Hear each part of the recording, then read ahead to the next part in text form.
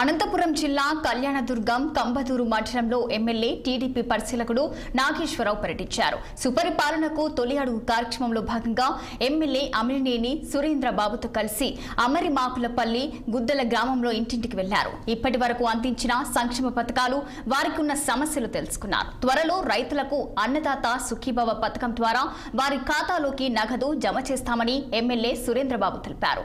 ప్రజల వద్దకు వచ్చి వారి సమస్యలు తెలుసుకుంటుంటే వారంతా సంతోషం వ్యక్తం చేస్తున్నారని కూడా పేర్కొన్నారు. మరోవైపు గడిచిన 5 ఏళ్లలో రాష్ట్రం విధ్వంసమైందన్నారు తెలుగుదేశం పార్టీ అబ్జర్వర్ నాగేశ్వరరావు.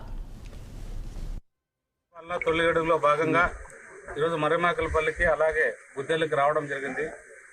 2 గ్రామాల్లో కూడా ప్రజలు చాలా సంతోషంగా ఉన్నారు.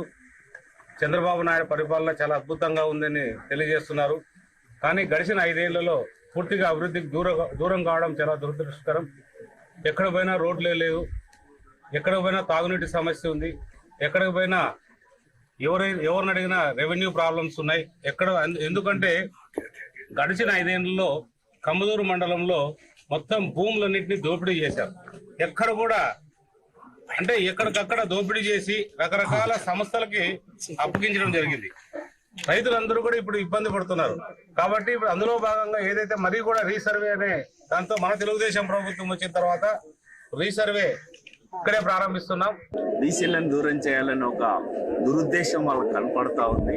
కానీ ఇక్కడ బీసీలు అంటే తెలుగుదేశం పార్టీ అంటే బీసీలు, దానికి అండగా ఎస్టీ ఎస్సీ మైనారిటీస్ కూడా నిలబడడం జరిగింది.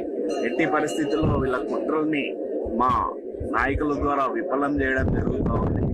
ఖచ్చితంగా ఏవైతే మేనిఫెస్టోలో వివరించామో వాటన్నిటిని నెరవేర్చడానికి ఇప్పుడే చెప్పాం, 4 విషయాలు నెరవేర్చామని. ఇంకా 2 విషయాలు, అన్నదాతకు 20,000, బస్సు సౌకర్యం కూడా, ఫ్రీ బస్సు సౌకర్యం కూడా కల్పించడం జరుగుతూ ఉంది. మరి మీకు తెలిసి రాష్ట్రంలో రాజధాని లేని రాష్ట్రంగా ఏర్పాటు చేస్తే రాజధానిని ఏర్పాటు చేసి సాక్షాత్ ప్రధానమంత్రి గారితోనే ఇక్కడ మరి తొలి టెంకాయ కొట్టించి మళ్ళీ యాదాద్రి భువనగిరి జిల్లా వలిగొండ